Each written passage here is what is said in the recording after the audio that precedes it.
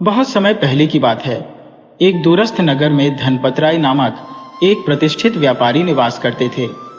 वह समृद्धि और भव्यता के प्रतीक थे और उनकी ख्याति नगर और उसके आसपास के गांवों में गूंजती थी।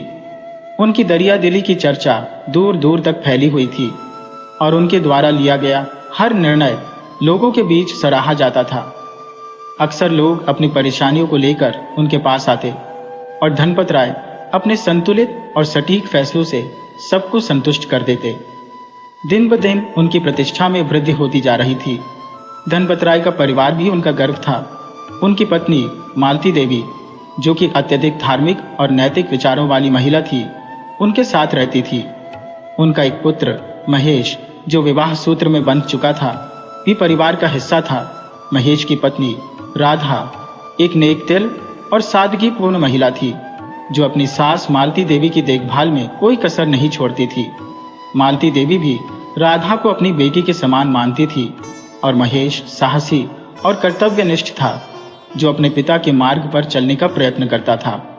एक दिन जब धनपतराय अपने परिवार के साथ यात्रा पर थे, उन्होंने देखा कि सड़क के किनारे एक छोटा बच्चा रो रहा था। उनके हृदय में करुणा उमड़ आई और उन्होंने उस बच्चे को गोद में उठाकर उसे स्नेहपूर्वक पूछा कि वह कौन है और उसके माता पिता कहाँ हैं। काफी देर तक इधर उधर खोजने के बावजूद जब उसके माता पिता का कोई अता पता नहीं चला, तो धनपतराय उस बच्चे को अपने घर ले आए।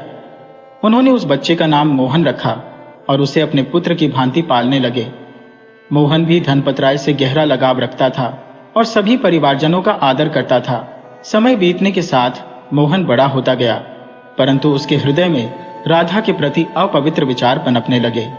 उसकी दृष्टि राधा पर गंदी हो चली थी और यह विचार उसके मन में दिन ब दिन और प्रबल होते गए। नगर के आवारा युवकों के संग में पड़कर मोहन का यह पतन और भी गहरा होता गया। एक बार नगर में एक तांत्रिक ओघर बाबा आए और पूरे गांव ने उनका स्वागत किया। हर कोई अपनी सामर्थ्य अनुसार उनकी सेवा में लगा हुआ था, लेकिन मोहन के मन में कुछ और ही कुटिलता चल रही थी। रात को जब पूरा गांव गहरी नींद में सो गया, मोहन शराब की बोतल और मुर्गा लेकर उस शमशान में जा पहुंचा जहां ओघड़ बाबा रुके हुए थे। पहले तो बाबा ने मोहन को जमकर फटकार लगाई और वहां से भाग जाने को कहा, परंतु मोहन न सिर झुकाए वहां बैठा रहा। आखिरकार बाबा ने उसे अपने पास बैठा लिया और गुस्से से पूछा, क्या चाहिए तुझे पुत्र? मोहन ने बाबा के चरणों में गिरकर अपनी इच्छा प्रकट की और बाबा के क्रोध की आग धीरे धीरे ठंडी पड़ गई। मोहन ने पहले कहा, बाबा पहले आप प्रसाद ग्रहण करें। ओघड़ बाबा ने जीवित मुर्गे को अपने नाखूनों से उधेड़कर खाने लगे। उनके चेहरे पर, दाढ़ी और मूंछों पर खून के धब्बे जमने लगे, जिससे उनका चेहरा भयावह हो गया। बाबा ने पूरी शराब की बोतल पी ली और अपना भारी हाथ मोहन के सिर पर रखकर बोले, बोल बेटा, क्या चाहिए तुझे? मैं तुझसे बहुत प्रसन्न हूं। मोहन ने अपनी सारी आपबीती सुना दी। बाबा, मैं राधा को प्रेम करता हूं और उसे किसी भी कीमत पर पाना चाहता हूं। जैसे ही मोहन ने यह कहा, बाबा ने अचानक एक खाली बोतल से उसके सिर पर जोर से प्रहार किया। बोतल का किनारा लगते ही मोहन का सिर फट गया और खून का फव्वारा फूट पड़ा। ओघड़ बाबा जोर से चिल्लाए, अरे दुष्ट! जिस परिवार ने तुझे आसरा दिया, जिसने तुझे पाल पोस कर बड़ा किया, तो उसी की इज्जत पर हाथ डालने चला है। बाबा का शरीर गुस्से से कांप रहा था, लेकिन मोहन की जिद भी कम न थी। उसने बाबा के चरणों में गिरते हुए कहा, बाबा, अगर मुझे राधा नहीं मिली तो मैं आपके चरणों में प्राण त्याग दूंगा। रात का समय था और मोहन की आंखें धीरे धीरे बंद हो रही थी। जब सुबह हुई तो सेठ धनपतराय अपने पशुओं के बाड़े में गए, जहां मोहन अक्सर काम किया करता था। उन्होंने देखा कि पशुओं को न तो चारा दिया गया था और न ही पानी। यह देखकर सेठ जी को चिंता हुई और उन्होंने जोर से पुकारा, मोहन, मोहन! परंतु मोहन कहीं नहीं था। सेठ जी ने गांव वालों के साथ मिलकर पुलिस में रिपोर्ट दर्ज कराई और खुद भी अपने दोस्तों के साथ उसकी खोजबीन में जुट गए, लेकिन मोहन का कोई अता पता नहीं चला।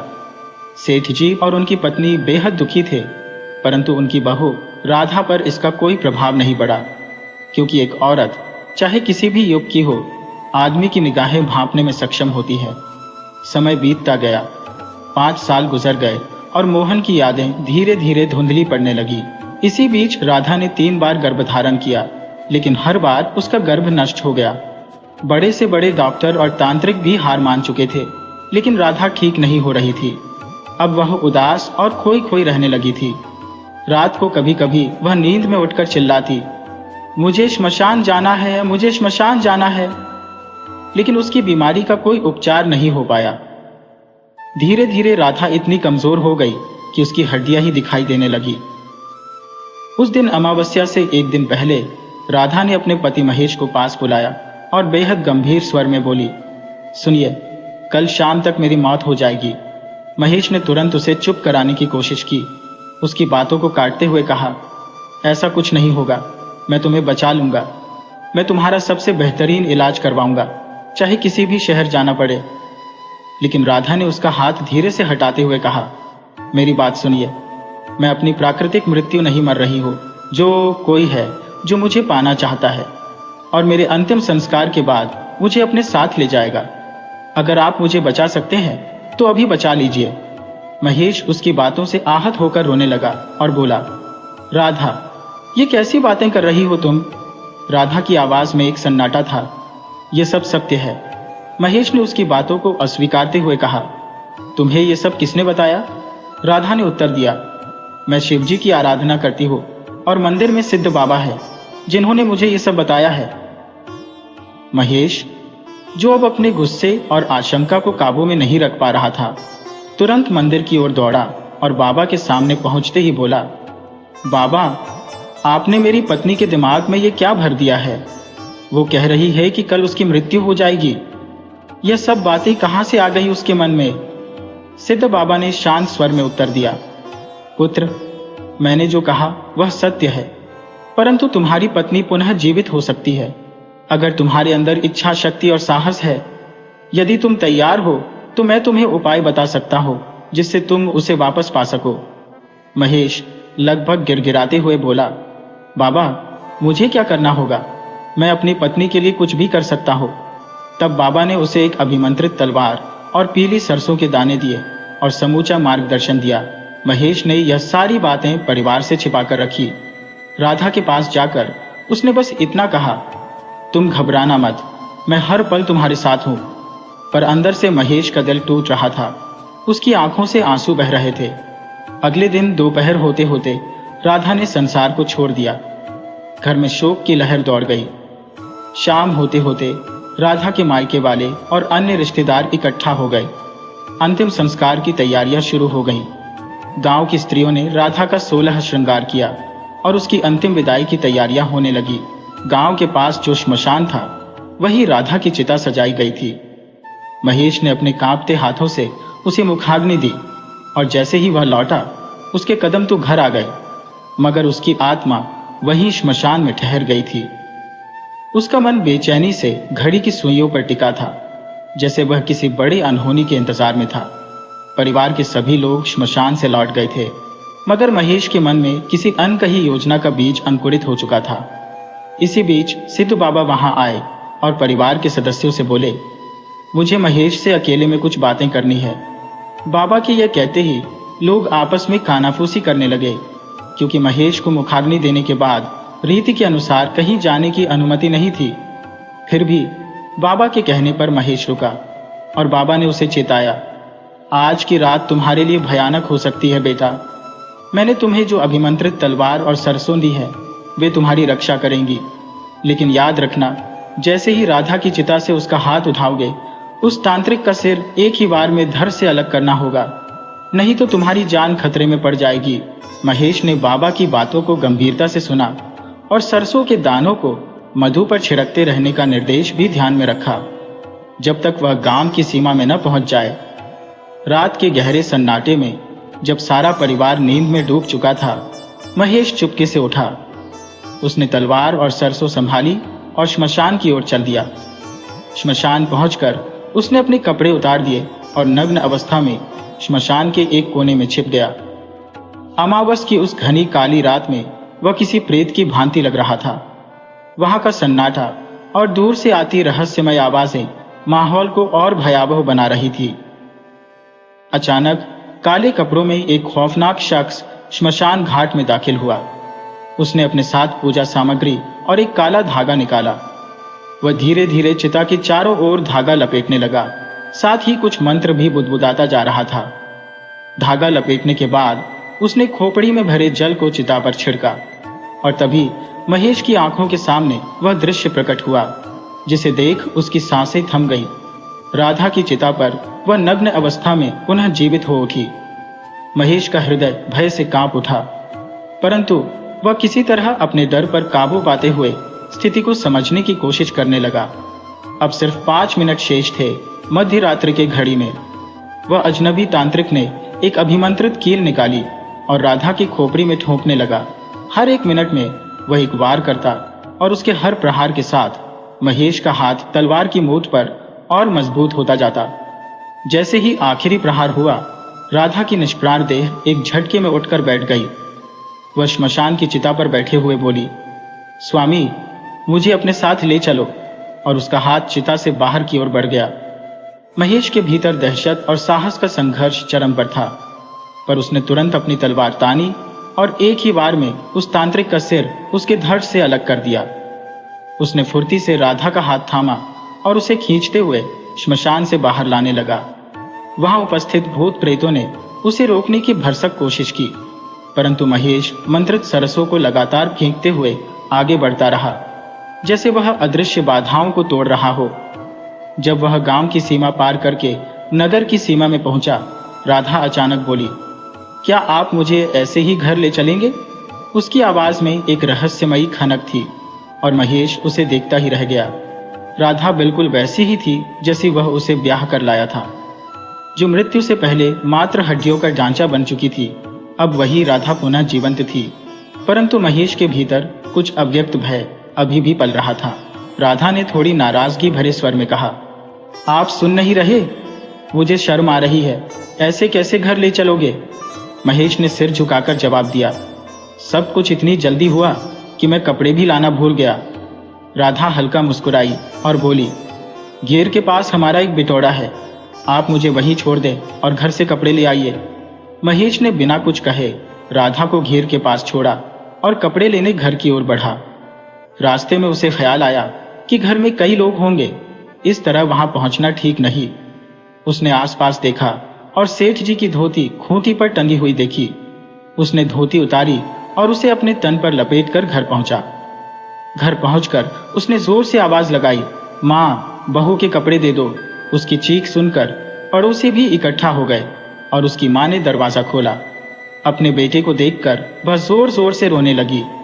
महेश बोला, माँ, तेरी बहू के कपड़े कहाँ हैं? वो घेर में बिना कपड़ों के बैठी है। ये सुनते ही उसकी माँ और भी जोर से विलाप करने लगी, हे भगवान, पहले मेरी बहू को ले लिया, अब मेरा बेटा भी पागल हो गया है, हमें उठा ले प्रभु। महेश ने उत्तेजित स्वर में कहा, माँ, जल्दी करो, कपड़े लाओ बहू के। उसकी रोती हुई आवाज सुनकर सेठ साहब समेत अन्य रिश्तेदार भी वहां आ पहुंचे।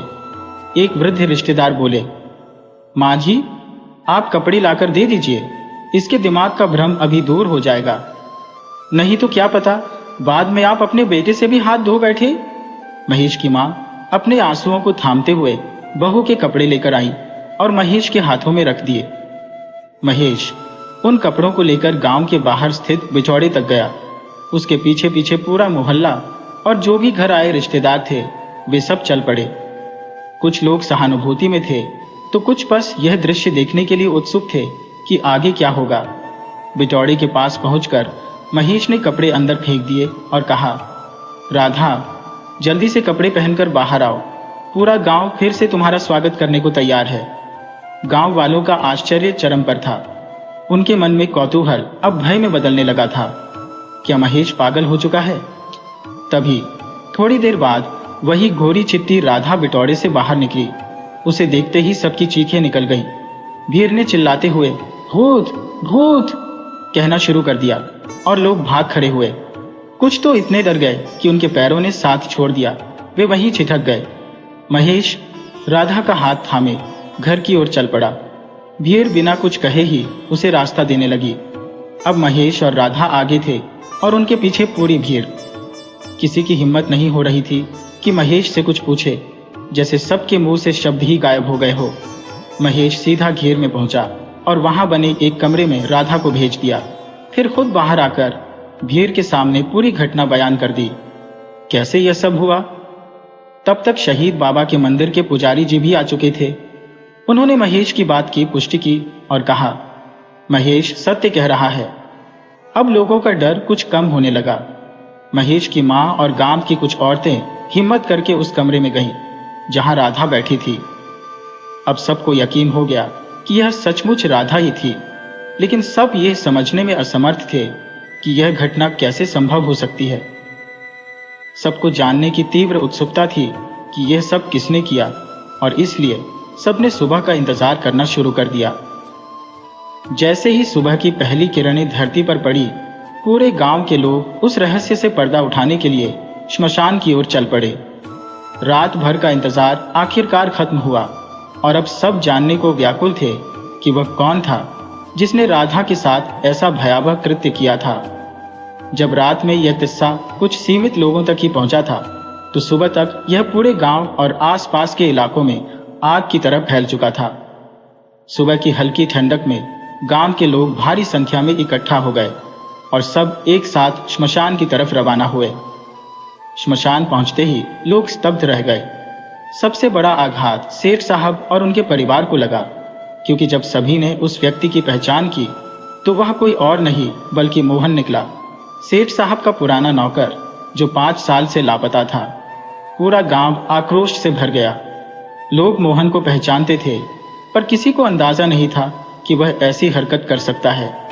श्मशान में गुस्से के बावजूद मोहन का अंतिम संस्कार करना आवश्यक था। गांव वालों ने उसे जला दिया और फिर अपने अपने घर लौट आए। घर पहुंचने पर महेश सीधा सिद्ध बाबा के पास गया और उनसे पूछा, बाबा, ये मोहन का माजरा क्या था? मेरे समझ में कुछ भी नहीं आ रहा है। सिद्ध बाबा कुछ देर मौन साध कर ध्यान में लीन हो गए, फिर धीरे से बोले, बेटा महेश, मोहन ने एक औघड़ को अपना गुरु बना लिया था। उसी से उसने तंत्र की अघोरी विद्याएं सीखी थी। जब उसने यह विद्याएं पूरी तरह सीख ली तो सबसे पहले उसने राधा परम मंत्र का इस्तेमाल किया।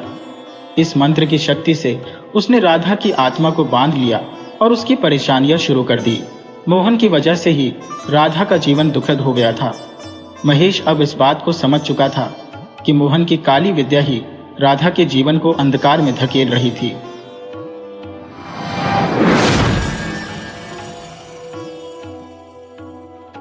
मोहनपुर गांव चारों ओर से हरे भरे खेतों और विशाल खलिहानों से घिरा एक बेहद सुंदर और शांतिपूर्ण स्थान था।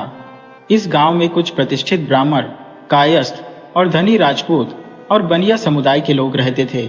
इनके साथ ही दलित समुदाय के कुछ लोग भी गांव में बसे हुए थे, जो निर्धन थे और जिनके पास भूमि नहीं थी। ये लोग अमीर जमींदारों और खेतों के मालिकों की जमीन पर मजदूरी करके अपने परिवार का पालन पोषण करते थे। गांव की सीमा पर बंजारा समुदाय के लोग डेरा डालकर रहते थे। इस समुदाय पर गांव के लोग खास ध्यान नहीं देते थे, क्योंकि ये बंजारे अक्सर अलग अलग जगहों पर अपना डेरा बदलते रहते थे। उनका मुख्य काम देसी दवाइयां बेचना, लोहे के औजार बनाना और नट बनकर खेल तमाशे दिखाना था। मोहनपुर और इसके आसपास के गांवों में घूमकर वे अपनी रोजी रोटी कमाते और कुछ समय बाद अपना डेरा उठाकर किसी अन्य स्थान की ओर रुक कर जाते। इन बंजारों में एक था किशन, जो अपनी पत्नी पर्वतिया के साथ रहता था। पर्वतिया बेहद सुंदर और खेल तमाशों में निपुण थी। जहां भी वह अपनी कला दिखाती, वहां लोग धन की बारिश करते। उनकी यह कला इतनी आकर्षक थी कि लोग मंत्रमुग्ध हो जाते थे। उस समय किशन अपने समुदाय का सबसे खुशहाल व्यक्ति था। उसके पास पैसों और अनाज की कोई कमी नहीं थी। किंतु किस्मत ने अचानक करवट ली। एक दिन पर्वतिया को तेज बुखार हो गया। किशन ने पास के गांव के डॉक्टर से इलाज करवाया, पर बुखार उतरने का नाम नहीं ले रहा था। रिश्तेदारों ने सलाह दी कि पर्वतिया को शहर ले जाकर अच्छे डॉक्टर को दिखाया जाए, लेकिन कंजूस किशन को अधिक खर्च करना ठीक नहीं लगा। नतीजा यह हुआ कि पर्वतिया 10 दिन तक तड़पती रही और अंततः इस दुनिया को अलविदा कह गई। जब पर्वतिया का निधन हुआ, तब तब उनकी छोटी बेटी लाची सिर्फ 7 साल की थी। माँ की ममता से वंचित लाची ही अब किशन के जीवन का सहारा थी। पर्वतिया ने मरते वक्त अपने गहने किशन को सौंपते हुए वचन लिया था कि ये गहने लाची की शादी में इस्तेमाल किए जाएंगे। पर्वतिया के गुजरने के बाद किशन ने कई दिन आंसुओं में डूबे बिताए। फिर किसी तरह उसने अपने रोजमर्रा के काम में लौटने की कोशिश की। कभी वह देसी बूटी इकट्ठा कर बाजार में बेचने जाता, तो कभी लोहे को पीट पीट कर औजार बनाकर खेल तमाशा भी कभी कभी दिखाता। लेकिन अब उसकी आमदनी पहले जैसी नहीं रही। उसके हाथों की मेहनत में वह पहले जैसी बात नहीं थी और उसे अकेले ही अपनी बेटी लाची की देखभाल करनी पड़ रही थी। किशन की बिरादरी के लोगों ने उसे फिर से शादी करने की सलाह दी, लेकिन वह लाची से बेहद प्यार करता था और उसे सौतेली माँ के हवाले नहीं करना चाहता था। ठाट बाट से रहने की आदत किशन की अब भी गई नहीं थी। वह अपनी बेटी के लिए महंगे खिलौने और कपड़े लाता, खुद भी अच्छे खाने पीने का शौकीन था। धीरे धीरे उसकी जमा पूंजी खत्म होने लगी और उसका हाल गरीबों जैसा हो गया। लाची अब बड़ी हो रही थी, 12-13 साल की हो चुकी थी और अपनी माँ की तरह सुंदर दिखाई देने लगी थी। वह अब अपने पिता का ख्याल रखने लगी थी। जब वह छोटी थी तो किशन उसे अपने साथ ही सारा काम करता था। जगह जगह डेरा बदलने की वजह से लाची अक्सर सोचती कि वे स्थायी रूप से एक जगह क्यों नहीं रहते। किशन उसे समझाता, हम बंजारों की जिंदगी ही ऐसी होती है बेटी, हम एक जगह नहीं टिकते। जब किशन घर से बाहर काम करने जाता तो लाची उसके लिए खाना बनाकर रख देती और उसके लौटने पर उसे परोसती। उनकी स्थिति इतनी बदतर हो चुकी थी कि 2 वक्त की रोटी जुटाना मुश्किल हो गया था। किशन के मन में एक विचार घर करने लगा। अब जब लाची 12-13 की हो चुकी थी, क्यों न उसे खेल तमाशे के गुर सिखाए जाए, ताकि वह भी घर की आमदनी में मदद कर सके। वह लाची से बार बार इस बारे में बात करता, लेकिन लाची को यह सब बिल्कुल पसंद नहीं था। वह घर पर रहकर खाना बनाना और देखभाल करना ही पसंद करती थी। लाची अब 13-14 साल की हो गई थी, पर उसकी सुंदरता के चर्चे दूर दूर तक फैलने लगे थे। गांव और आसपास के लड़के उसके देरों के पास मंडराने लगे थे। किशन अपनी बेटी की सुंदरता देखकर खुश होता और चाहता था कि वह भी अपनी मां की तरह खेल तमाशे में महारत हासिल कर ले, ताकि पहले की तरह पैसे की बारिश हो। परंतु लाची को इन करतबों में दिलचस्पी बिल्कुल नहीं थी। वह अपने बापू के साथ गांव शहर घूमती, औरतों को सुंदर घरों में खुशी से अपने परिवार के साथ देखती। छोटे छोटे बच्चे उन घरों में खेलते रहते और उसे यह स्थायी जीवन बहुत भाता। लाची के सपनों में भी वही जीवन होता, एक ऐसा घर जहां उसे अपनी जगह मिले। वह अक्सर सोचा करती कि बंजारों का जीवन ऐसा क्यों है। वहां एक शादी के बाद दूसरी शादी करना और स्थिर जीवन न बिता पाना आम बात थी। उसकी ख्वाहिश थी कि उसकी शादी किसी ऐसे इंसान से हो जो खेल तमाशे नहीं बल्कि कोई दूसरा काम करके जीवन यापन करता हो, ताकि वह आराम से एक जगह टिककर रहे और उसे काम भी न करना पड़े। परंतु उसे यह मालूम नहीं था कि सपनों का सच होना इतना आसान नहीं होता। इसी तरह दिन बीतते गए। लाची देखते देखते बड़ी हो रही थी। किशन अब अपनी बेटी से खुश नहीं था। वह अक्सर सोचता, अगर लाची उसकी बात मान लेती तो उसे इस बदहाली का जीवन न जीना पड़ता। यही वजह थी कि उसने दूसरी शादी नहीं की। पर अब उसकी बेटी उसे अपने फैसले पर अफसोस करने का मौका दे रही थी। किशन का चचेरा भाई मुरली एक दिन आखिर पूछ बैठा, भैया, हमारी बिरादरी के सभी बच्चे तो पुश्तैनी काम सीखते हैं, फिर लाची को तुम क्यों नहीं सिखाते? आखिर उसके लिए यह कितना जरूरी है? किशन ने लंबी सांस लेकर कहा, मुरली, इस लड़की की तो मति ही मारी गई है। ये कहती है कि वह खेल तमाशे दिखाने कहीं नहीं जाएगी। वह कहती है वह तो घर पर बैठकर सिलाई कढ़ाई सीखेगी और खाना बनाएगी। मुरली ने कहा, यह तो गलत है भैया, मैं उसे समझाऊंगा। किशन ने थके मन से जवाब दिया, पता नहीं ये लड़की कब समझेगी। 2 पैसे आएंगे तो घर के काम आएंगे। लाची की ज्यादा सहेलियां नहीं थी, बस एक मोती नाम की लड़की थी जो उसकी रिश्तेदार भी लगती थी। दोनों की दोस्ती बहुत गहरी थी और मोती उसकी हर राजदार थी।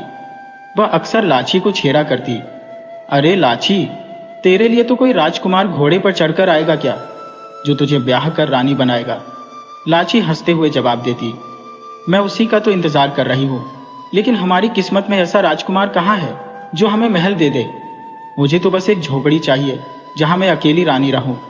क्या मेरी किस्मत में इतना भी नहीं? मोती उसके बाल घूंटते हुए उसे दिलासा देती। लाची, तुम इतनी सुंदर हो कि कोई भी राजकुमार तुम पर मोहित होकर तुम्हें महलों की रानी बनाएगा। और फिर दोनों सहेलियां जोर से हंस पड़ती। कभी कभी लाची और मोती फूल चुनने चली जाती, तो कभी दोनों मिलकर नए नए काम सीखने में जुट जाती। लाची के दिन यूं ही गुजर रहे थे और कम औकीमा भी उसे बेइंतहा स्नेह देती थी। अक्सर खाली समय में कुछ स्वादिष्ट पकवान बनाकर लाची को खिलाती, उसके बाल संवारती और लाची उसे प्यार से मौसी कहती और उनके गले लग जाती। घर पर रहना उसके लिए एक चुनौती बन गया था, क्योंकि बापू हमेशा उसे डांटता और शायद ही कभी ढंग से बात करता। अब तो लाची की मौजूदगी बापू को बर्दाश्त ही नहीं होती थी। जैसे वो बेटी जिसे उसने बड़े नाजों से पाला था, अब उसकी सबसे बड़ी निराशा बन गई हो। जिस वक्त उसे अपनी बेटी से सुख की उम्मीद थी, उसी ने उसकी तमाम आशाओं पर पानी फेर दिया था। शायद उसे पालते हुए किसान के मन में यह ख्याल आया हो कि एक दिन लाची उसके लिए एक मजबूत बैंक बैलेंस की तरह काम करेगी, लेकिन लाची ने उसकी सभी उम्मीदों को चकनाचूर कर दिया था। एक दिन इसी सोच विचार में डूबा किसान कम ओकीमा की मां भगवती के डेरे पर पहुंचा। भगवती ने किसान को बैठाकर चिलम और पानी की पेशकश की। कुछ देर बाद किसान ने अपनी बात रखते हुए कहा, भगवती, मैं एक जरूरी बात के लिए तुम्हारे पास आया हूं। लाची तुमसे बहुत लगाव रखती है और तुम भी उसे अपनी बेटी जैसा प्यार देती हो। मैं चाहता हूं कि तुम उसे समझाओ। भगवती ने आश्चर्य से पूछा, क्या बात है किसान? लाची के हक में कोई बात होगी तो मैं उसे जरूर समझाऊंगी। किसान और भगवती ने देर तक बातें की, फिर किसान विदा लेकर चला गया। उधर मोहनपुर गांव से बंजारों का डेरा उठने वाला था। अब वहां कोई खास कमाई नहीं हो रही थी, इसलिए सारे बंजारे अपना सामान समेटने लगे। लाची भी अपने बापू के साथ बर्तन भांडे और अन्य सामान पैक कर रही थी। सच कहें तो लाची का मन मोहनपुर छोड़ने का बिल्कुल नहीं था। उसे इस गांव से कुछ ज्यादा ही लगाव हो गया था। यहाँ के बाग बगीचे, तालाब और इमली के पेड़ उसे बेहद भाते थे। घंटों इमली तोड़कर खाना और तैरती मछलियों को देखना उसके दिल के करीब था, मगर अब जाना ही था। बापू उसे समझाते हुए कह रहा था, देख लाची, दुख मत कर, हमें डेरे तो बदलने ही पड़ते हैं। जल्दी करो, नहीं तो सब आगे निकल जाएंगे और हम पीछे रह जाएंगे। फिर उसने मजाक में कहा, और तुम कोई ससुराल तो नहीं जा रही हो जो इतना दुख मना रही हो? लाची ने पूछ लिया, हम कहाँ जा रहे हैं बापू? बापू ने बताया, पास के रहमतपुर गांव जा रहे हैं। बहुत अच्छा गांव है, वहां जमींदारों का राज है, कमाई भी ठीक ठाक हो जाती है और खेल तमाशे भी वहां खूब पसंद किए जाते हैं। वैसे भी तुम भी खेल तमाशे सीख लो, मुझे अकेले कितना काम कराओगी? मेरी उम्र भी अब बढ़ रही है। तेरी माँ जब तक थी मेरा सहारा थी, उसके बाद से मैं बिल्कुल अकेला पड़ गया हूँ। कमो कीमा की माँ भगवती ने भी लाची को बहुत बार समझाया था कि वह अपने पिता की मदद करे, मगर लाची के मन में कुछ और ही खिचड़ी पक रही थी। अब लाची को एहसास होने लगा था कि उसके बापू की सोच गलत नहीं थी। अकेले काम करके बापू थक जाता है और अब उसे उसका सहारा बनना चाहिए। बापू ने कम्बो की माँ से अपने दुख दर्द बांटे तो उसने लाची को समझाते हुए कहा कि कोई भी हुनर सीखना गलत नहीं होता और कोई काम छोटा नहीं होता। किस्मत के खेल अनजाने होते हैं और शायद किसी दिन लाची के सपने सच हो जाए। इन बातों पर विचार करके लाची ने अपने बापू का हाथ थामकर उसे यकीन दिलाया कि अब वह साथ खड़ी रहेगी। यह देख बापू की आंखों में खुशी के आंसू भर आए, क्योंकि वह अब तक गरीबी से तंग आ चुका था। काम का बोझ उसे निढाल कर देता था। शाम तक बंजारों का डेरा मोहनपुर से उठ गया था और उन्होंने अपना रुख रहमतपुर की ओर किया। जैसे जैसे सूरज ढलता गया, वे अपने सामान के साथ रहमतपुर की सीमा पर पहुंच गए। वहां जाकर देखा कि दूसरी जगहों से आए कुछ और बंजारों ने पहले से ही अपने तंबू गाड़ रखे थे, जिससे उन्हें थोड़ी निराशा हुई। हालांकि हिम्मत नहीं हारते हुए उन्होंने अपने डेरे थोड़ी दूरी पर लगा लिए। थोड़ी देर बाद दूसरे बंजारा समुदाय के प्रमुखों ने उनसे मिलकर रहमतपुर के हालातों पर चर्चा की। गांव अमीरों का था, दिलदार लोग रहते थे और आसपास के गांवों में भी अच्छी कमाई हो सकती थी। दोनों समुदायों के प्रमुखों ने इलाके बांटने का निर्णय लिया और सब सहमति में सिर हिलाने लगे। 3 दिन बीत गए। लाची और किशन अब इस नए जीवन के साथ ढलने लगे थे। लाची ने कम्मो की माँ और किशन से खेल तमाशों की कला सीखनी शुरू कर दी। वह धीरे धीरे गांव के अलग अलग हिस्सों में जाकर तमाशे दिखाने लगी। लाची को इन कामों में दिलचस्पी लेनी ही पड़ी, भले ही उसके मन में कहीं और सपने पल रहे थे। उन सपनों पर अभी राख जरूर पड़ी थी, पर एक चिंगारी ही उसे फिर से जीवित कर सकती थी। लाची के सपने कहीं दब गए थे, मगर वे पूरी तरह खत्म नहीं हुए थे। बस उस चिंगारी की तलाश में थे। उसकी सहेली कम्मू समझती थी कि लाची के भीतर कुछ बड़ा पल रहा है और वह उस पर नजर रखती थी। धीरे धीरे लाची ने रस्सी पर चलना, कलाबाजियां दिखाना और अन्य तमाशे के हुनर सीख लिए। उसकी सुरीली आवाज में सरस्वती का वास था और कला में वह माहिर हो गई थी। अब वह 14 साल की हो चली थी, लेकिन दिखने में वह 16-17 साल की लगती थी। 6 महीने बीत गए और वह रहमतपुर और आसपास के गांवों में तमाशे दिखाती रही। लाची के डेरे से थोड़ी ही दूरी पर दूसरे बंजारों का एक और डेरा था, जो सुखी नाम के बंजारे का था।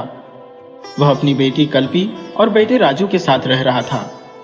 राजू एक आकर्षक 17-18 साल का युवक था, जिसमें एक नई पीढ़ी का जोश और उत्साह था।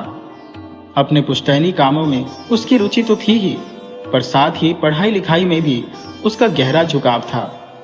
जहां भी जाता वह स्कूलों में जाकर अक्षर ज्ञान प्राप्त करता और खाली समय में कुछ न कुछ पढ़ता रहता था।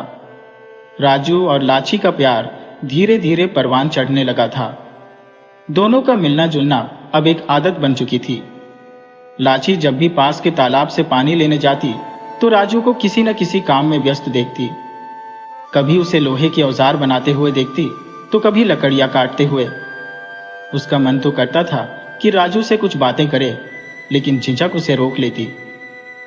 एक दिन जब लाची तालाब से पानी लेकर लौट रही थी, राजू ने हिम्मत जुटाकर उसे टोक ही दिया। अरे, रोज तुझे देखता हूं, तेरे डेरे में रहती है क्या? क्या नाम है तेरा? लाची एक पल को ठिठक गई। उसने कभी सोचा भी नहीं था कि राजू उससे बात करेगा। थोड़ी हिचकिचाहट के बाद वह बोली, मेरा नाम लाची है, मेरे बापू का नाम किशन है और हमारा डेरा उस तरफ है। कभी आना बापू से मिलने? राजू ने हंसते हुए कहा। अरे, मैं तुझी से मिलने आऊंगा, तेरे बाप से क्यों? यह सुनकर लाची शर्मा गई और अपने बर्तन लेकर भाग खड़ी हुई। इस घटना के बाद दोनों के बीच धीरे धीरे प्यार गहराने लगा। राजू अक्सर लाची के डेरे पर जाने लगा और किशन से भी उसकी अच्छी बन गई। लाची और राजू अब छुप छुप कर जंगल में मिलने लगे। राजू लकड़ियां काटने के बहाने जाता और लाची कंदमूल इकट्ठा करने। दोनों घंटों वहां बैठकर अपने दिल की बातें करते रहते। लाची के पिता किशन को धीरे धीरे इस बात की भनक लगने लगी थी, लेकिन वह यह सोचकर ज्यादा परेशान नहीं था कि अगर लाची की शादी राजू से हो जाएगी तो कोई बुराई नहीं है। आखिरकार राजू होनहार लड़का था और उनकी बिरादरी का ही था। किशन ने सोचा कि शादी में खर्चा भी बचेगा और दोनों परिवार मिलकर अच्छे से गुजारा कर लेंगे। राजू के पिता सूखी और किशन की भी अच्छी दोस्ती हो गई थी। दोनों परिवारों के बीच रिश्ते अब और भी मजबूत हो गए थे। एक दिन जब लाची महुआ बीनने जंगल गई तो राजू पहले से ही उसका इंतजार कर रहा था। लाची उसके पास बैठ गई और उसके कामों की तारीफ करने लगी। कितने काम करता है तू? कभी लोहे को पीटता है, कभी लकड़ियां काटता है और फिर खेल भी दिखाता है। तुझे कितनी मेहनत करनी पड़ती है? राजू मुस्कुराते हुए बोला। तुझे रानी बनाकर रखने के लिए पैसे तो जमा करने होंगे ना लाची, मेहनत तो करनी ही पड़ेगी। लाची यह सुनकर शर्मा गई और बोली, राजू, क्या हमारे लगन के लिए सब मान जाएंगे? राजू ने उसे भरोसा दिलाते हुए कहा, तू फिक्र मत कर, सब मुझ पर छोड़ दे। इसके बाद दोनों फिर से अपनी प्रेम भरी बातें करने लगे। जब धूप सर पर चढ़ने लगी तो दोनों ने सोचा कि अब वक्त हो गया है और हंसी खुशी डेरे की ओर लौट चले। शाम का धुंधलका घिरने लगा था। लाची अपने पिता के लिए भोजन तैयार करने की कोशिश में लगी हुई थी। इतने में उसकी घनिष्ठ सहेली कमो उसके घर आकर उसके पास बैठ गई। लाची ने पूछा, कहाँ गायब हो गई थी तू? आजकल तुझे ढूंढना मुश्किल हो गया है, मिलने का भी वक्त नहीं निकालती। कमो ने जवाब दिया। अरे वाह, उल्टा दोष मुझ पर। मैं तो तुझसे मिलने आई थी, तुझे ही मेरी फिक्र नहीं है। लाची ने हल्के से मुस्कुराते हुए कहा। मुझे सब पता है, तू किसके ख्यालों में खोई रहती है। तुझे कामों से फुर्सत मिलती है क्या? ये सुनते ही कमो थोड़ा सा शर्मा गई और बोली, अरे छोड़, मुझे बता, तेरा रिश्ता क्या फाइनल हो गया है? लाची ने धीरे से सिर हिलाते हुए कहा, अभी कुछ तय नहीं हुआ है। कमो ने फिर पूछा, तो फिर देर क्यों हो रही है? सुना है हमारे डेरे जल्दी ही उठने वाले हैं। हम सब मोहनपुर जाने की तैयारी कर रहे हैं। लाची ने हैरान होकर पूछा, तुझे ये किसने बताया? कमो ने जवाब दिया, मेरे बापू ने बताया कि यहाँ अब आमदनी नहीं हो रही, तो हम सबको जल्दी ही यहाँ से जाना पड़ेगा। लाची ने राजू के डेरे के बारे में पूछा, और वो लोग, क्या वो भी साथ जाएंगे? कमो ने जवाब दिया, मुझे उनके बारे में कुछ खास पता नहीं है। जब लाची ने ये बात राजू को बताई तो राजू ने दृढ़ता से कहा, चाहे कोई साथ जाए या न जाए, मैं तेरे साथ ही चलूंगा। मैंने अपने बापू से साफ कह दिया है, अब हम अलग नहीं रह सकते। मेरे लिए तुम सबसे ज्यादा मायने रखती हो। राजू की बात सुनकर लाची की आंखें नम हो गईं। उसे यकीन हो गया कि राजू उससे बेइंतहा मोहब्बत करता है। राजू उसका सपना पूरा करेगा। उसे वह घर देगा जो स्थायी होगा, जहां बार बार ठिकाना नहीं बदलना पड़ेगा, और वह उस घर की रानी बनकर रहेगी। अब लाची को कोई चिंता नहीं रही। दोनों कबीले के मुखियाओं ने उस रात बैठक में सहमति बनाई कि दोनों कबीले एक साथ मोहनपुर जाएंगे, जहां एक नया कपड़ों का कारखाना खुला है। एक अमीर व्यापारी ने वह कारखाना शुरू किया है और वहां बंजारों को उनके पारंपरिक काम के अलावा भी नए रोजगार मिल सकते हैं। यह खबर सुनकर लाची और राजू की खुशी का ठिकाना नहीं रहा। रहमतपुर में दोनों कबीले के बंजारों ने अपना सामान समेटना शुरू कर दिया। सुबह होते ही तंबू उठने लगे। सामान घोड़ों और बैलगाड़ियों पर लाद दिया गया। सूरज ढलने से पहले मोहनपुर पहुंचना था, इसलिए सुबह ही यात्रा शुरू हो गई। शाम होते होते वे सब मोहनपुर पहुंच गए और गांव की सीमा पर अपने डेरे डाल दिए। थोड़ी देर में पानी और भोजन का इंतजाम कर लिया गया और सभी ने दिन के अंत में राहत की सांस ली। राजू चुपचाप आकर लाची के बापू के पास बैठ गया। लाची के बापू ने उसे देखकर कहा, लाची बेटा, राजू को भी रोटी दे दे। लाची हाँ, मैं सिर हिलाते हुए जल्दी से उठी और ठंडा पानी, रोटी और थोड़ी सब्जी की थाली लेकर आई। लाची के बापू ने मुस्कुराते हुए कहा, खा ले बेटा, लाची ने अच्छी सब्जी बनाई है। खाना खाते हुए बापू ने राजू से पूछा, अब आगे का क्या सोचा है बेटा? क्या कारखाने में काम करेगा या नटतमाशा ही चलता रहेगा? राजू ने नजरें उठाकर कहा, चाचा, मैं तो हमेशा से अच्छा पैसा कमाने का सपना देखता था।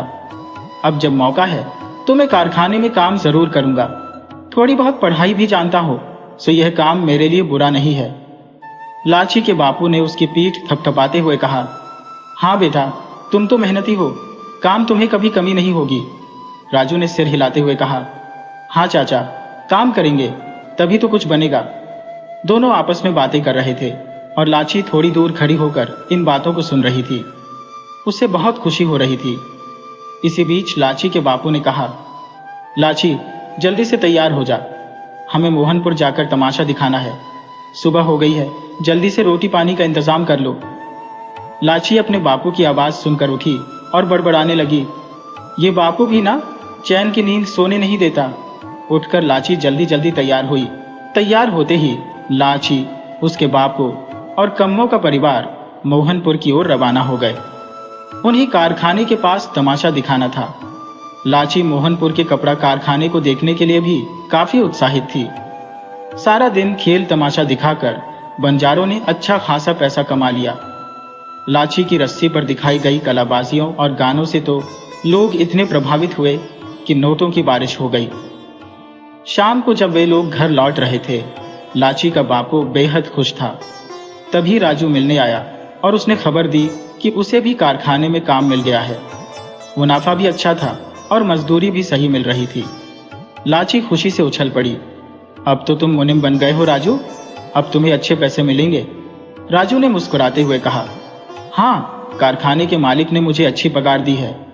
फिर थोड़ा संजीदा होकर बोला, अगर आप कहो तो मैं लाची को भी वहां काम दिला सकता हूँ।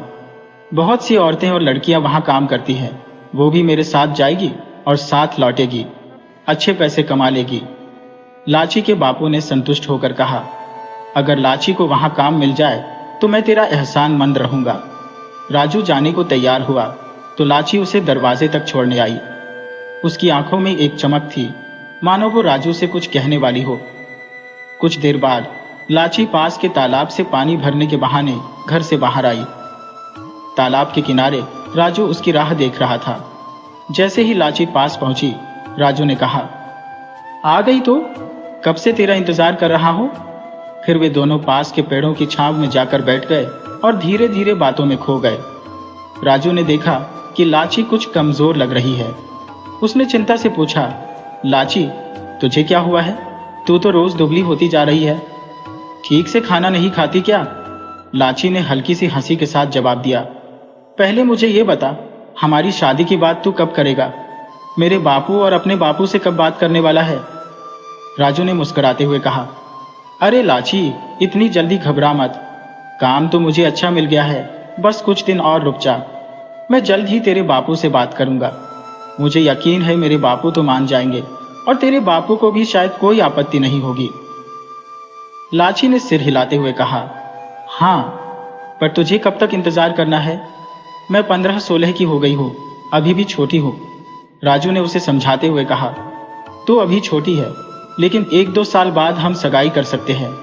शादी की तैयारी में भी वक्त लगेगा और तब तक हम दोनों को काम भी मिल जाएगा। मैं अपने परिवार को भी यहाँ गांव में बसा लूंगा और हम यहीं रहेंगे।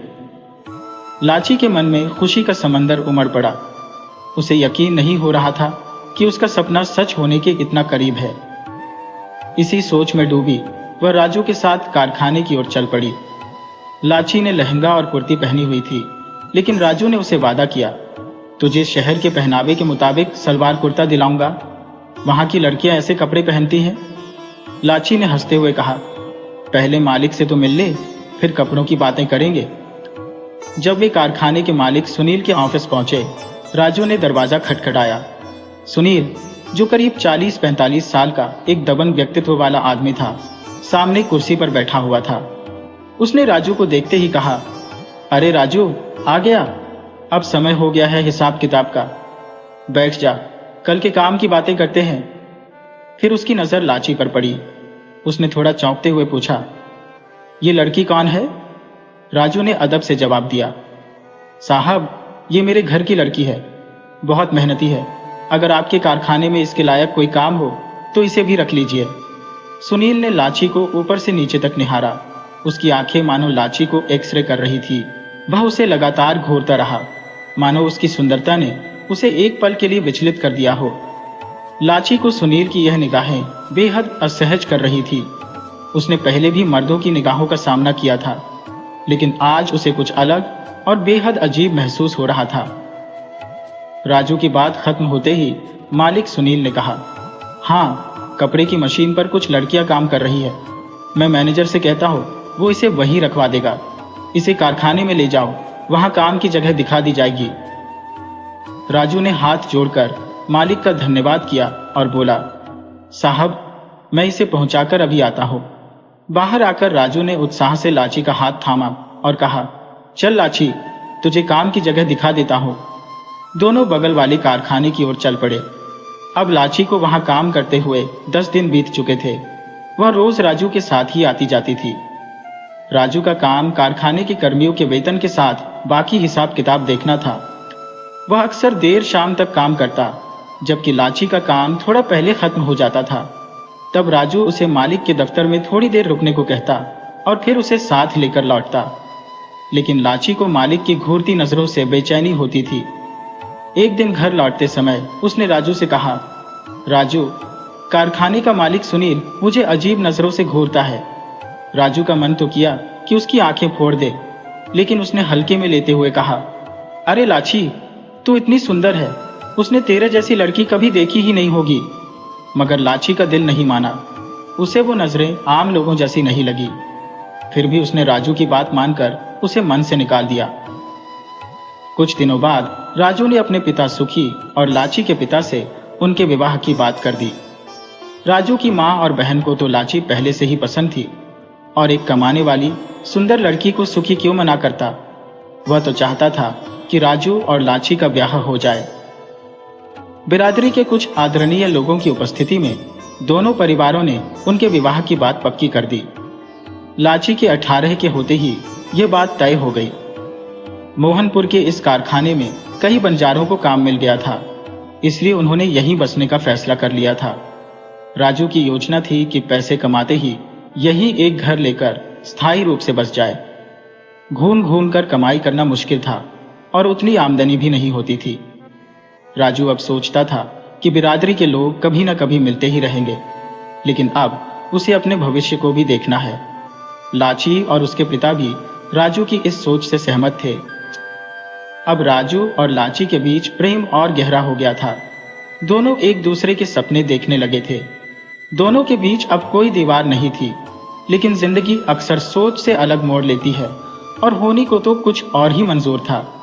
एक दिन जब लाची का काम समाप्त होने को था, तो कारखाने के मैनेजर ने उसे बुलाया और कहा, जब काम खत्म हो जाए तो मालिक ने तुम्हें एक नई मशीन दिखाने के लिए दफ्तर में बुलाया है। लाची अब तक 10 दिनों में अपने काम में निपुण हो चुकी थी और अक्सर दूसरों की मदद भी करती थी। यही कारण था कि अन्य औरतें और लड़कियां उसकी तारीफ करती और मैनेजर साहब भी उसकी मेहनत की सराहना करते। लाची को लगा कि सुनील साहब ने उसे वाकई मशीन दिखाने के लिए बुलाया होगा, लेकिन मन में हल्की आशंका भी थी। उसने सोचा, राजू तो दफ्तर में रहता ही है, फिर मुझे डर कैसा। फिर भी लाची ने संकोच से मैनेजर से पूछा, साहब, मुझे अकेली क्यों बुलाया जा रहा है और अन्य लड़कियों को क्यों नहीं बुलाया? मैनेजर ने जवाब दिया, लाची, मुझे इसका पता नहीं, जो आदेश मिला है वही मैं कह रहा हूं। तुम जाकर खुद पूछ लो, वहां राजू भी होगा। मैनेजर एक भला इंसान था, इसलिए लाची को उसकी बात मानने में कोई हिचक नहीं हुई। शाम ढल चुकी थी और कारखाना बंद होने वाला था। सभी कामगार घर लौट रहे थे, लेकिन लाची अभी भी अंदर ही रुकी थी, मैनेजर के निर्देशानुसार। तभी मैनेजर साहब दोबारा आए और बोले, चलो लाची, साहब ने बुलाया है, मैं भी कुछ देर में काम समेट कर आ जाऊंगा। लाची ने आशंकित होकर कहा, राजू तो होगा ना वहां? आज उसे मुझे बुलाने भी नहीं भेजा गया। मैनेजर ने लापरवाही से कहा, होगा, और भी लोग होंगे, चिंता क्यों करती हो, मैं भी आ रहा हूं। हालांकि लाची के मन में कुछ खटक रहा था। तेजी से चलते हुए वह सोचने लगी कि मालिक ने आखिर किस मशीन के बारे में उसे देखने के लिए बुलाया है। जब वह दफ्तर पहुंची तो दरवाजा थोड़ा सा खुला था। हल्के से दस्तक देकर लाची ने दरवाजा खोला और देखा, सुनील साहब सामने कुर्सी पर बैठे हैं। राजू की कुर्सी, जो बगल में होती थी, खाली पड़ी थी। पूरे दफ्तर में सन्नाटा पसरा था। लाची के भीतर बेचैनी बढ़ने लगी। डरते हुए लाची बोली, साहब, आपने मुझे बुलाया था। मैनेजर ने कहा कि आप मुझे मशीन दिखाने वाले हैं, लेकिन यहां तो कोई मशीन नहीं दिख रही। और राजू कहाँ है? क्या वह चला गया? सुनील ने मुस्कुराते हुए कहा, अरे थोड़ा रुक जाओ, मशीन अंदर कमरे में है और राजू भी थोड़ी देर में आ जाएगा। मैंने उसे कुछ काम से बाहर भेजा है। लाची का दिल तेजी से धड़कने लगा। पूरे दफ्तर में सुनील अकेला था। लाची का मन बेचैन था। उसने सोचा, हे भगवान, ये राजू कहाँ चला गया? मुझे यहाँ अकेला छोड़ दिया। लाची को अब सुनील पर भरोसा नहीं हो रहा था। फिर भी उसे मजबूर होकर अंदर जाना पड़ा, क्योंकि सुनील उसे बार बार भीतर बुला रहा था। जैसे ही लाची अंदर गई, उसे कोई मशीन दिखाई नहीं दी। तभी अचानक मालिक ने उसका हाथ पकड़कर उसकी ओर खींच लिया और कहने लगा, अरे रितु, कितनी सुंदर हो तुम, पर राजू के पीछे पागल हो। अगर मेरे पास आती तो तेरी पूरी जिंदगी संवर जाती। कितने पैसे चाहिए तुझे? मैं सब कुछ दूंगा, बस रोज मेरे पास आ जाना। सुनील की आंखों में एक खतरनाक चमक थी और उसके मुंह से शराब की गंध आ रही थी। लाची ने गुस्से से उसका हाथ झटकते हुए कहा, खबरदार जो मुझे छुआ। मैं कोई ऐसी वैसी लड़की नहीं हूं। राजू मेरा होने वाला पति है। उसकी आवाज शेरनी की तरह गरज उठी। सुनील ने हंसते हुए कहा, तू क्या समझती है? तू एक बंजारा लड़की है, तुम्हारे जैसी तो रोज पति बदलती है। फिर उसने लाची को जोर से पकड़ लिया। लाची ने उसे धक्का देकर दूर किया और जोर से चिल्लाई, कोई है? मदद करो। सुनील उसे गालियां देता हुआ फिर से उसकी ओर बढ़ने लगा, लेकिन तभी लाची दरवाजे की तरफ दौड़ी और दरवाजा खोल दिया। दरवाजे पर राजू खड़ा था। लाची फूट फूट कर रोने लगी और राजू से लिपट गई। राजू ने गुस्से में सुनील से कहा, तो ये है आपकी साजिश, इसीलिए आपने मुझे लाची के पास नहीं जाने दिया, मुझे इतना दूर भेज दिया कि मैं समय पर नहीं पहुंच सका और आप मेरी लाची को बर्बाद करने चले थे। मैं आपको नहीं छोड़ूंगा, पूरे गांव और सारे कामगारों के सामने आपकी असलियत खोल दूंगा। राजू का गुस्सा बढ़ता जा रहा था और सुनील की हालत शर्म के मारे बिगड़ने लगी थी। उसने सोचा था कि वह चुपके से अपना काम कर लेगा, लेकिन अब उसकी हर चाल खुल चुकी थी। राजू ने लाची को शांत करते हुए कहा, अब मैं आ गया हूं और तुम्हारे साथ कुछ गलत नहीं होने दूंगा। अगर इसने दोबारा कोई हरकत की तो इसे बर्बाद कर दूंगा। लाची ने आंसू पोंछते हुए कहा, तूने सही कहा था, ये आदमी अच्छा नहीं है। मुझे नहीं पता मैंने इस पर कैसे भरोसा कर लिया। राजू ने सुनील को गालियां देते हुए लाची का हाथ पकड़ा और उसे उसके बस्ती की ओर ले गया। घर पहुंचने से पहले ही उसने लाची को समझाया और कहा, इस बात का जिक्र घर वालों से मत करना। अगली सुबह लाची राजू के पास आई और चिंतित होकर बोली, राजू, अब तो वहां काम कैसे करेगा? वो आदमी बहुत ही बुरा है, कहीं तुझे नुकसान न पहुंचा दे। वो पैसे और ताकत वाला आदमी है। राजू ने शांत स्वर में कहा, लाची, तू चिंता मत कर, उसे अपनी बदनामी का डर है, वो मेरा कुछ नहीं बिगाड़ सकेगा। और हाँ, अब तो वहां काम करने नहीं जाएगी। मैंने सोच लिया है कि अब तो उस कारखाने में नहीं जाएगी। लाची ने डरते हुए कहा, लेकिन तुझे तो बहुत कम पैसे मिलेंगे, उस मालिक से अब तेरी दुश्मनी हो गई है। राजू ने दृढ़ता से कहा, तो बस मेरी चिंता मत कर, अब सब कुछ ठीक होगा। लाची की आवाज में चिंता साफ झलक रही थी। जब उसने राजू से कहा, अब क्या होगा? राजू ने उसके हाथ को नरमी से पकड़ते हुए जवाब दिया, चिंता मत कर, मैं 2-4 दिनों में कोई और काम ढूंढ लूंगा। लेकिन लाची की बेचैनी खत्म नहीं हो रही थी। जब राजू अगले दिन काम पर जाने के लिए निकला तो लाची उसे जाते हुए देर तक देखती रही और उसकी सलामती की दुआएं मांगती रही। कुछ दिन बीत गए, लेकिन सब कुछ सामान्य दिख रहा था। लाची रोज दरवाजे पर बैठकर राजू का इंतजार करती और जब वो सही सलामत लौटता तब उसकी चिंता कुछ कम होती। इस दौरान राजू ने भी अपने जान पहचान वालों से कुछ और काम की तलाश करने के लिए कहा था, लेकिन अभी तक कोई ठोस काम नहीं मिला था। हालांकि कारखाने का मालिक सुनील, जिसे राजू ने बेइज्जत किया था, अपनी हार बर्दाश्त नहीं कर पा रहा था। उसका अपमान उसे हर पल कचोट रहा था और वह बदला लेने की योजना बना रहा था। काश राजू ने लाची की बात मानकर उसी दिन नौकरी छोड़ दी होती तो शायद आज ये दिन नहीं देखना पड़ता। एक दिन अचानक जब राजू को मालिक ने दोपहर 3 बजे ही छुट्टी दे दी तो वो और लाची अपने डेरे के बाहर एक आम के पेड़ के नीचे बैठे थे। तभी एक पुलिस की जीप धूल उड़ाते हुए उनके सामने आकर रुकी। 4-5 पुलिस वाले जीप से उतरे और उनके बीच एक अफसर ने पूछा, राजू कौन है जो सुनील साहब के कारखाने में काम करता है? राजू ने बिना डरे कहा, मैं हूं राजू। क्या बात है साहब? लेकिन लाची का चेहरा डर से सफेद हो गया था। पुलिस अफसर ने कहा, तुम पर कारखाने से चोरी और गबन का आरोप है। सुनील साहब ने तुम्हारे खिलाफ रिपोर्ट दर्ज कराई है। राजू हैरान था। उसने गिड़गिड़ाते हुए कहा, यह झूठ है साहब, मैंने कुछ नहीं किया। सुनील मुझसे बदला लेना चाहता है। लेकिन अफसर ने ठहाका मारते हुए कहा, हर मुजरिम खुद को निर्दोष ही बताता है। अब चलो, थाने में सच्चाई सामने आएगी। लाची ने रोते हुए पुलिस वालों से मिन्नतें की, साहब इसे छोड़ दो, ये निर्दोष है। लेकिन उनकी कोई सुनवाई नहीं हुई। राजू को पुलिस स्टेशन ले जाया गया और बेबस लाची पीछे रह गई, उसकी आंखों में आंसू और दिल में भय। थाने में राजू के साथ बेरहमी से पेश आया गया। सुनील की पहुंच और पैसे की ताकत के चलते पुलिस ने उसे 3rd डिग्री टॉर्चर दिया। 3 दिन बीत गए और लाची और उसका परिवार बार बार थाने के चक्कर काट रहे थे, लेकिन किसी ने उनकी सुनवाई नहीं की। 3 दिन बाद बड़ी मिन्नतों के बाद उन्हें राजू से मिलने दिया गया। उसकी हालत देखकर लाची का दिल फट गया। राजू बुरी तरह से बीमार दिख रहा था। उसकी आंखों के नीचे काले गहरे गड्ढे थे और उसके शरीर पर चोटों के निशान थे। लाची ने बिलखते हुए उसे पकड़ लिया। लेकिन राजू ने उसे सांत्वना देते हुए कहा, लाची, चिंता मत कर, मैं निर्दोष हूं और सच जल्द ही सामने आएगा। बस कोई वकील कर लो, मैं छूट जाऊंगा। उसके शब्द कांप रहे थे, जैसे उसकी हर सांस एक संघर्ष हो। लाची के आंसू रुकने का नाम नहीं ले रहे थे और वह बुदबुदा रही थी, भगवान, मैं क्या करूं? लाची की आंखों में आंसू थमने का नाम नहीं ले रहे थे। एक दयालु पुलिस वाले ने उन्हें सांत्वना देते हुए कहा, अगर सुनील साहब रिपोर्ट वापस ले लें तो आज ही राजू छूट जाएगा। इस उम्मीद के सहारे लाची अपने बापू के साथ सुनील से मिलने गई। वहां पहुंचकर उसने सुनील से गुहार लगाई, साहब, हमारे निर्दोष बच्चे को क्यों फंसा रहे हो? उसे छोड़ दो, उसका कोई कसूर नहीं। किसान ने भी बहुत विनती की, पर सुनील पर इसका कोई असर नहीं हुआ। उसकी मंशा कुछ और ही थी।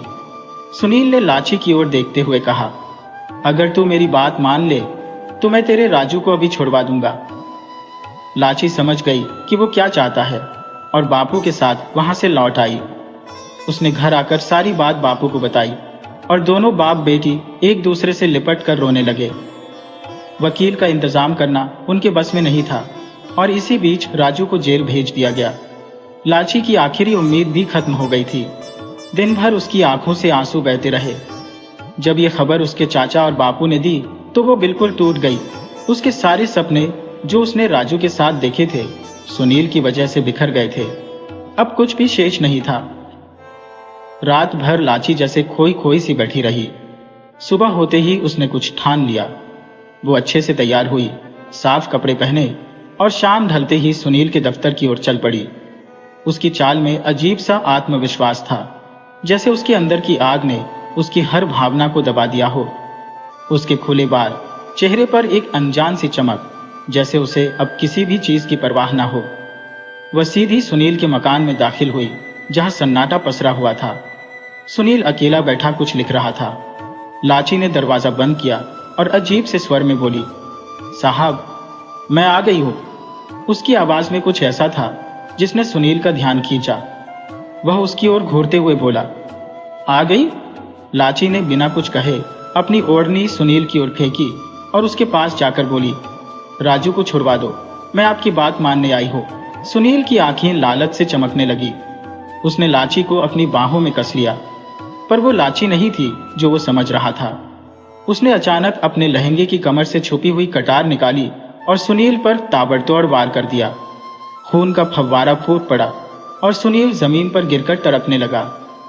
लाची ने बिना एक पल गंवाए उसके मकान से बाहर कदम रखा। जैसे ही वह बाहर निकली, पीछे से आग के भयंकर शोले उठने लगे। कपड़े का कारखाना धू धू कर जलने लगा। लोगों में हड़कंप मच गया, लेकिन कोई भी इतनी बड़ी आग को बुझाने की हिम्मत नहीं कर पाया। फायर ब्रिगेड की गाड़ियों की आवाजें गूंजने लगी, पर तब तक सब कुछ राख हो चुका था। दूर एकांत में लाची एक पेड़ के नीचे बैठी राजू को याद करते हुए रो रही थी। उसके होठों से बार बार एक ही बात निकल रही थी, राजू, मैंने तेरा बदला ले लिया। उसकी आंखों में एक अजीब सी चमक थी, जैसे उसने अपना मकसद पूरा कर लिया हो। लेकिन इस मकसद ने उसे दीवाना बना दिया था। उसकी जिंदगी के सारे सपने अब धुआं हो चुके थे और लाची अब एक बदले की आग में झुलस चुकी थी।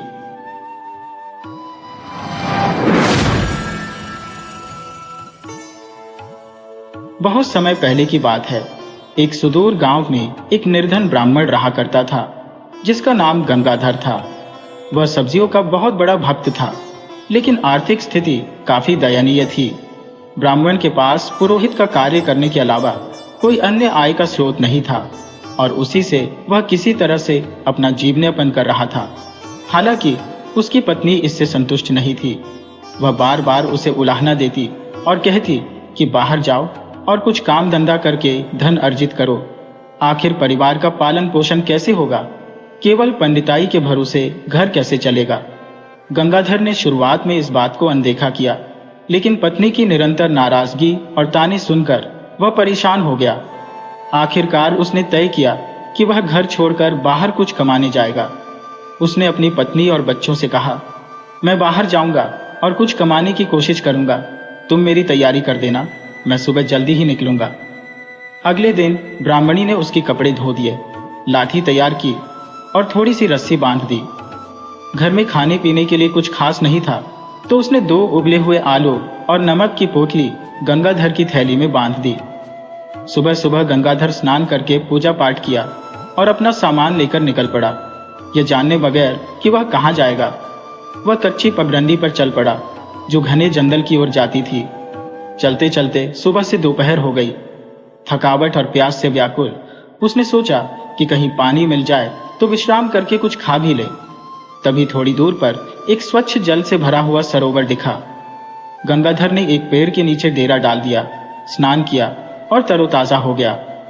बहुत थकान के बाद जैसे ही वह लेटा, गहरी नींद में चला गया।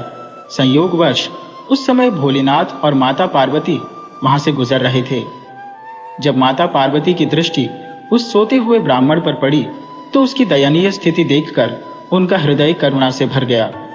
उन्होंने भोलेनाथ से कहा, आप तो दयालु हैं, सबके दुख हरते हैं, इस गरीब ब्राह्मण का भी उद्धार कीजिए, वह आपका परम भक्त है।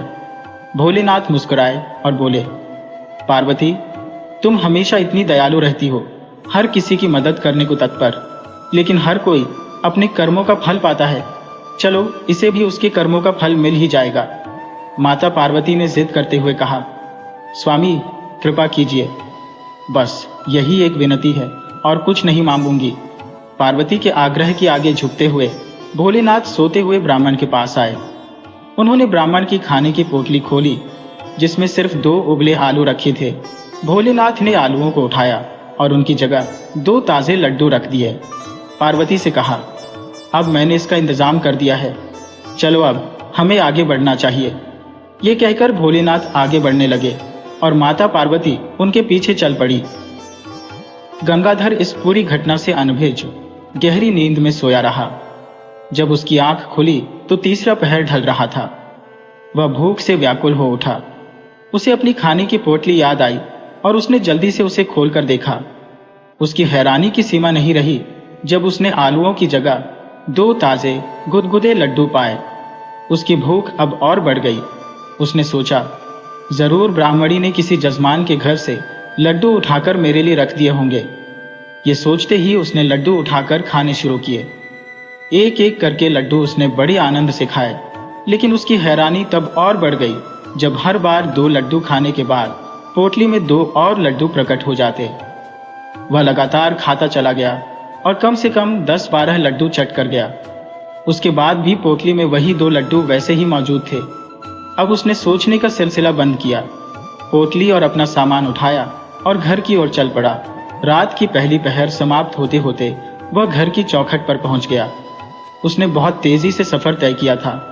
ब्राह्मणी ने जैसे ही उसे देखा फिर से उसे कोसने लगी, तुझे कितनी बार समझाया था कि बाहर जाकर कुछ कमा, लेकिन तू वही धात के 3 पात चला था धन्ना सेठ बनने। गंगाधर घर में घुसते ही बोला, भगवान, घर में कदम रखते ही गाली शुरू। कम से कम मेरी बात तो सुनो, क्या हुआ है? ब्राह्मणी ने कहा, अब सुनने को क्या रह गया है? सुबह भेजा था कुछ कमाने और तो यूं ही खाली हाथ वापस लौट आया। कमा कर लाने की नीयत ही नहीं है। गंगाधर चुप रहा, फिर शांत स्वर में कहा, अपनी बकबक करती रह, कम से कम मुझे बोलने का तो मौका दो। देख मैंने तेरे लिए क्या लाया है, देखकर खुश हो जाएगी।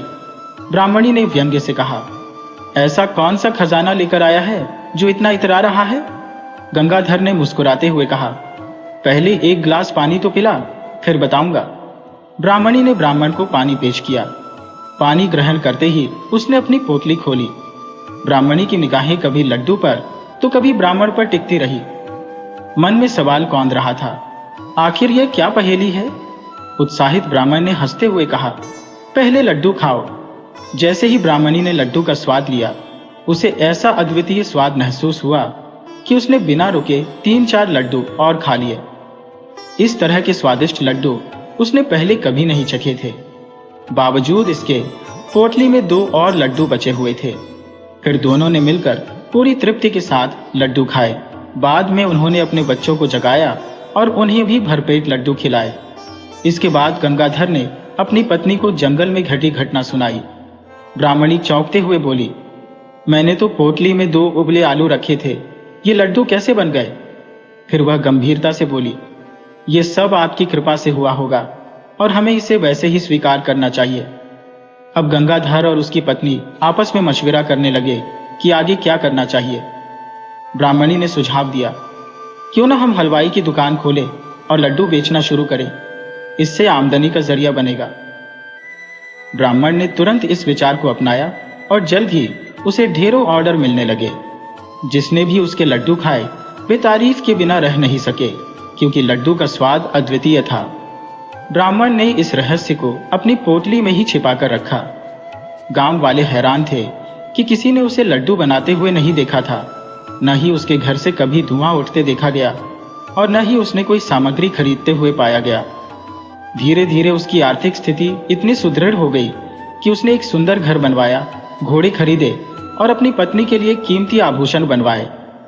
उसके बच्चे अच्छे कपड़े पहनने लगे और अच्छे स्कूल में दाखिला लेने लगे ताकि वे अच्छी शिक्षा प्राप्त कर सकें। पर जैसे जैसे उसकी समृद्धि बढ़ती गई, उसके विरोधी भी बढ़ने लगे।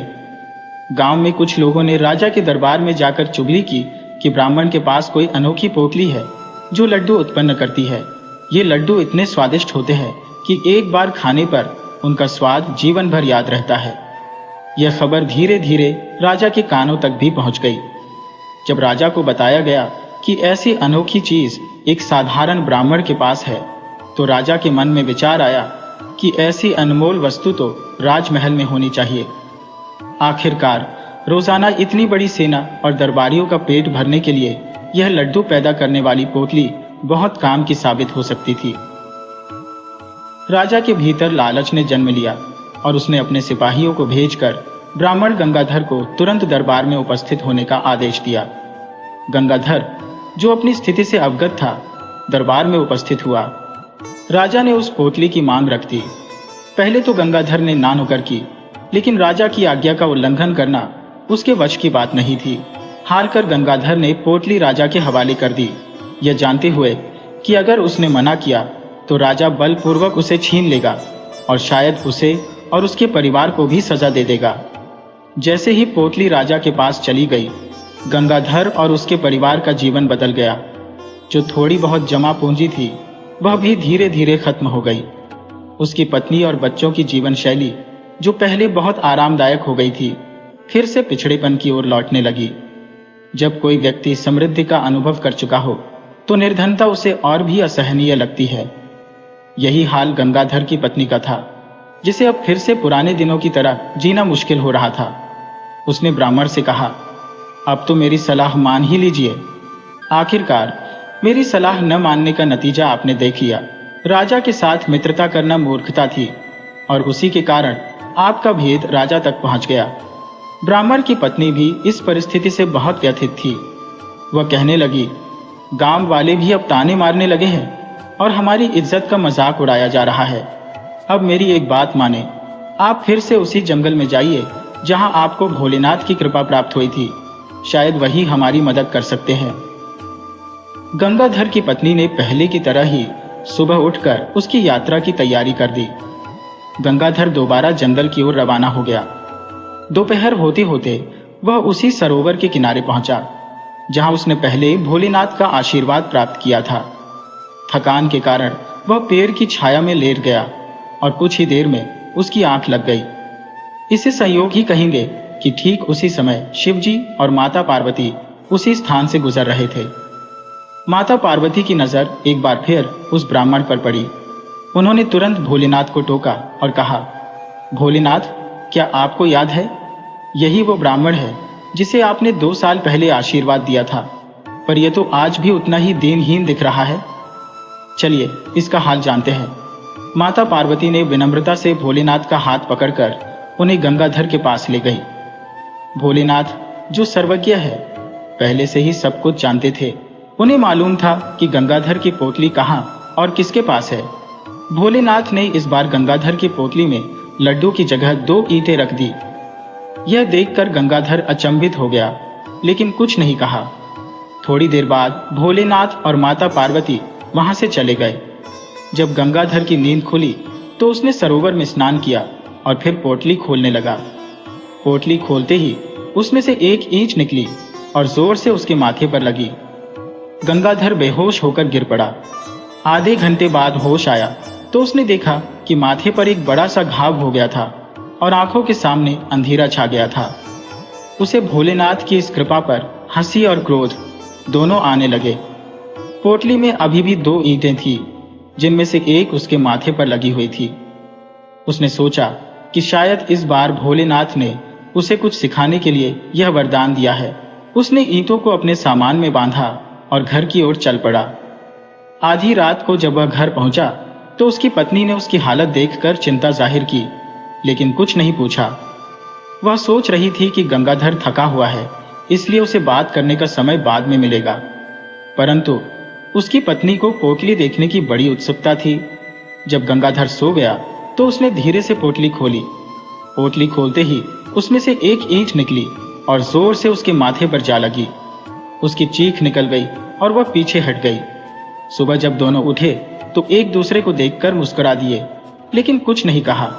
उस दिन गंगाधर के दिमाग में विचारों की बाढ़ आ गई। वह सोचने लगा कि आखिर भोलेनाथ ने उसे ईंटें क्यों दी, आखिर इसका क्या मकसद है। उसे समझ में आने लगा कि यह वरदान नहीं बल्कि एक संकेत था। वह ईंटों को लेकर गांव के बाहर एक सुनसान जगह पर गया और पोटली को खोलकर देखा। ईंटों से कुछ खास निकल रहा था, लेकिन वह इस बात से अवगत हो गया कि यह कोई साधारण वस्तु नहीं है। उसने पोटली फिर से बंद कर दी और समझ गया कि उसका अधिकार अब वापस लेना होगा। उसने राजा को संदेश भिजवाया कि उसे लड्डू वाली पोटली और आधा राज्य लौटा दिया जाए, वरना युद्ध के लिए तैयार रहे। राजा को यह संदेश सुनकर क्रोध आया और उसने सिपाहियों को गंगाधर को पकड़कर लाने का हुक्म दिया। गंगाधर पहले से ही अपनी रणनीति तय कर चुका था। उसने पोटली को अपने घर के ऊपरी हिस्से में रख दिया था। पहले तो उसने सिपाहियों को समझाने की कोशिश की, उन्हें वापस लौटने की सलाह दी, लेकिन जब उन्होंने उसकी बात अनसुनी कर दी और धमकाने लगे, तब गंगाधर ने पोटली खोल दी। बस फिर क्या था, ईंटों की बारिश शुरू हो गई। सिपाही बुरी तरह घायल होकर भागने लगे। लगभग 200 मीटर तक ईंटें उन पर बरसती रही और वे अपनी जान बचाकर भागते रहे। सिपाही भागते हुए राजा के पास पहुंचे और पूरी घटना का ब्यौरा दिया। उन्होंने बताया कि यह ऐसी लड़ाई है जो कभी नहीं देखी या सुनी गई। ईंटें अपने आप ही हम पर बरस रही थी। राजा को भी इस अनसुनी बात पर आश्चर्य हुआ। उसने अपने मंत्रियों को बुलाकर सलाह मशविरा किया और पूरी सेना को सेनापति के नेतृत्व में ब्राह्मण गंगाधर को पकड़ने के लिए भेज दिया। गंगाधर पहले से ही तैयार था। उसने गांव के बाहर एक ऊंची जगह पर मोर्चा बना लिया था। जैसे ही सैनिक उसके पास पहुंचे, उसने फिर से पोटली खोल दी। सैनिकों के पास इस तरह की लड़ाई से निपटने का कोई उपाय नहीं था। ईंटों की बरसात ने उन्हें बुरी तरह परास्त कर दिया। वे त्राहिमाम करते हुए पीछे हटने लगे। राजा को जब यह खबर मिली तो उसने फिर से मंत्रिमंडल की बैठक बुलाई। कई मंत्री अब ब्राह्मण के साथ संधि करने की सलाह देने लगे, क्योंकि वे जानते थे कि ब्राह्मण के पास दैवीय शक्ति है और राजा ने उसके अधिकारों का हनन किया था। अंततः राजा को विवश होकर शांति की पहल करनी पड़ी। राजा ने गंगाधर को आधा राज्य लौटा दिया और उसका सम्मान पूर्वक स्वागत किया। ब्राह्मण अब राजा बन गया और उसने भोलेनाथ की कृपा से अपने राज्य का संचालन किया। वह हमेशा जनता की भलाई के लिए कार्य करता रहा और अपने राज्य का विस्तार भी किया। उसने राज्य में भोलेनाथ का एक भव्य मंदिर बनवाया, लेकिन अपनी भक्ति में कभी कोई कमी नहीं आने दी। वह सदा गरीबों और असहायों की सहायता करता रहा और भोलेनाथ उसकी निष्ठा से अत्यंत प्रसन्न हुए।